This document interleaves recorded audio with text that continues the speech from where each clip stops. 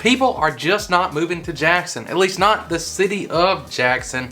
That's just one of the things that people are not telling you, or that people are just not aware when you're thinking about moving here to the area. Yeah, people are moving to the area. The metro is one of the fastest growing areas in the state when you look at the suburbs. But the city of Jackson has been on a steady decline for a while. But when I'm talking to you and you reach out, people are reaching out that are moving here, the questions I get are always related to the issues in the city of Jackson. Yet over 3 years of doing this YouTube channel and helping people make the move to the Jackson area, literally out of all of them, only one has moved to the city of Jackson. So I want to fill y'all in on a few of these things that maybe you're not aware of, or maybe it's just a little bit confusing if you're not familiar with the area. It's going to be really helpful if you are thinking about making that move here to the area. And if you are, I do want to say really quick, take the time to take this number down, take this email. You can call us, text us, email us, or you can even break out that megaphone. You already know it's whatever it takes to get in touch with us, because we've got your back buying or selling real estate here in the Jackson metro area, the whole metro area. And that's what we're talking about today, just the things that you kind of may not be aware of, or that people aren't telling you. So why aren't people moving to Jackson? Why am I even saying that? It's kind of a generalization. Of course, there are some people that are moving to Jackson.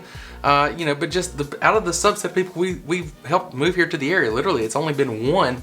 And what are the reasons for that? And what are the questions that I get? They're kind of one and the same. So, we had the big water issue. I made this video kind of explaining that when that was happening last year. That was last August. And, that was the questions we were getting. How are you even bathing there? Friends of mine were calling and asking these questions.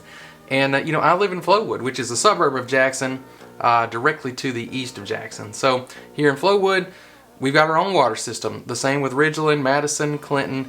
Most of these suburbs that you hear about, that people are moving to, that we've helped a lot of people move to over the last few years, they have their own water systems. Another thing recently, the garbage pickup. That's in the news right now. The city of Jackson is having trouble negotiating out who's going to provide that garbage pickup service. And so that's been a big deal lately. And of course, if you've been looking into this, the city of Jackson is ranked #1 per capita murder rate in the country for larger cities. So all of those are not good statistics, and not things that a lot of people like to promote, but it's something that you need to be aware of. And if you're asking those questions about, hey, is this even a safe area to live? Am I going to be okay here? Am I going to have water? Am I going to have garbage pickup? The answer to that is, if you're looking to move outside the city of Jackson, yes, you're going to have all of those things. If you're looking to move inside the city of Jackson, it may be an issue. It may be something that you have to deal with, and it is worse, unfortunately, in some areas of the city than it is in others. Now, am I trying to turn you away from moving to Jackson? Absolutely not. I love the city. We've made a lot of videos about things in the city of Jackson, neighborhoods, and places where you can live and go and shop and eat, do all those things in the city of Jackson that are great. I mean, I go myself down into Jackson. It's not very far. Go down to Jackson all the time. Just for fun, for food, for enjoyment. It's just, there's a lot of great things there, a lot of great places to be, a lot of great people in Jackson. But when you look at these broader statistics, these broader issues, the things that people are asking questions about, those are the issues, and that's why people are generally not growing, and that's why the city of Jackson, looking up online, the population has been shrinking about 1.3% annually every year for the past decade or so. So that's what's going on there. You do have all those things, and that's the next thing I want to get into is, this is a modern metro area. Now, I know you think, of Mississippi, and a lot of people wonder, is Mississippi really behind on things? No. So for the most part, the rest of the area, and even in the city of Jackson, for the majority, even though they have issues, we do have running water. We do have fast, high-speed internet. We've got gigabit fiber internet here. Most of the metro area has access to that, or something very close to it. Some parts are even getting even faster, 3 gig and 5 gigabit internet. So you've got those modern conveniences here. We've got all the big box stores and chains and restaurants that you're used to seeing all over the country. Pretty much everything is there. Everything that you would expect to see in a metro area of this size, you're going to have here. It's about 600,000 people. So that's what you've got in the broader metro area. And so you've got all the things that come along with that. Now, on the flip side of that, it is still a very rural area. Once you get immediately out of the inner city area of Jackson and the very close suburbs, even driving around some of the close suburbs, you really feel like you're out in the country. I mean, it's open fields and woods, you know, just right here along both sides of the road as you're driving through Ridgeland and Madison, or parts of the Flowood area, that Brandon 39047 area, for sure. So, you know, there's really a lot of room left for development here, and you kind of get the feel that everything is a little bit more spread out. Not everything's right on top of each other, and that's another draw that is bringing people here. So that's two contrasting points. But yes, we are a modern area.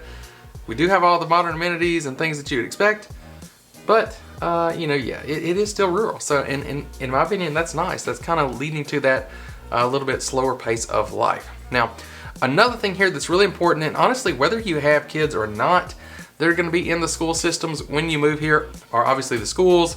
If you look online, you're going to see a lot of negative information. I'm going to check my notes right here. Mississippi, 43rd public education according to U.S. News, 46th on insider.com. So that doesn't sound very good, but you got to think that is looking at the entire state as a whole. And Mississippi, of course, is a very rural state with a lot of small towns where, you know, unfortunately, they don't have a lot of income and they don't have a lot of funding in a lot of those rural spread out areas. And that is leading to, you know, the unfortunate result that you see there, the statistics of us being, you know, near the bottom of the list as far as public education goes.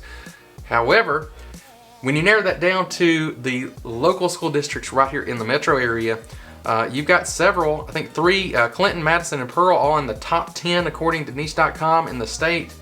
And then also a couple more rounding out the top 20 as far as public school districts in the state. And you've also got some top-notch private schools here in the area as well. So, you know, it is a problem in Mississippi, the greater Mississippi as a whole. But here in the metro area, you're going to have access to that, to some of the best education, honestly, definitely in the state, and in some instances even in the country, as far as public schools go. So don't let that scare you away. That's, again, good if you've got kids in school. It's also good for property values. If you don't have kids in school, you want to see that those schools are rated well, because that will continue to draw people into the area, and it shows you that you know, the area is going to continue to grow.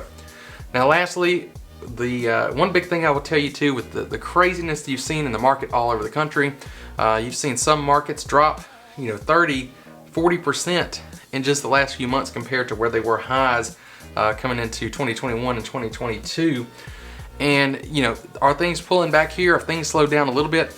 Absolutely they have, but they have not nearly dropped like that. Prices are, I would say, pretty close. Nothing crazy like you're seeing in the, you know, the Nashville area, the Austin area. I'm not sure some of these other ones that have been just kind of booming for the last couple of years.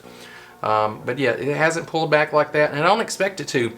We're a lot more resilient to those market fluctuations in the whole country, just because, you know, we aren't one of those major areas that is drawing in just tons and tons of people. We're drawing in the people, you know, I'd say over half of our clients that have been relocating. I'm in trouble talking today, y'all. Half of our clients that have been relocating here that we have helped have been, you know, retiring or moving back, retirement age, being close to family. So that's who is coming here. And because of that, since we don't have, you know, and this could be a negative, but since we don't have just major industries on top of each other relocating and bringing tons and tons of jobs and other things to the area, you know, it kind of makes us resilient to that. So property values here are pretty steady. You know, we are growing. We do have things that are bringing some people to the area in those suburbs. And, you know, we've got like the new Continental plant over there. You've got the new Amazon facility up there at the Madison County mega site. You've got other new things, lots of new developments here happening. You just don't have, you know, Samsung spending $10 billion or, you know, Ford coming in and putting in a, you know, a $10 billion, you know, that unfortunately has not happened here. But at the flip side, maybe fortunately for you, that has led to a lot of stability in the market here relative to some of those other places. And there you go, that's my list. If there's other things that you can think of, maybe that I should have included here if you're local and you know, put those down in the comments. I want to get this information out there so that people are aware of things. It can help them make the decision of both moving here and kind of where they want to live around the area, whether that be to the suburbs or to the city of Jackson. I would love to see more. I wish we had more people move to the city of Jackson, because I think the more the city can kind of grow and get people involved and active in the city, that can kind of maybe start to improve some of the problems that I mentioned earlier in the video. So I would love to see that. If you're looking to move here, or if you just want to know more about the areas, again, take the time to reach out here, call, text, email, whatever it takes. And if you want to see more videos about the entire area, the suburbs, the city, the neighborhoods, info, and we'll actually take you out. We do vlogs and take you out to show you these neighborhoods. If you want to see those, make sure you hit that subscribe button and click the bell.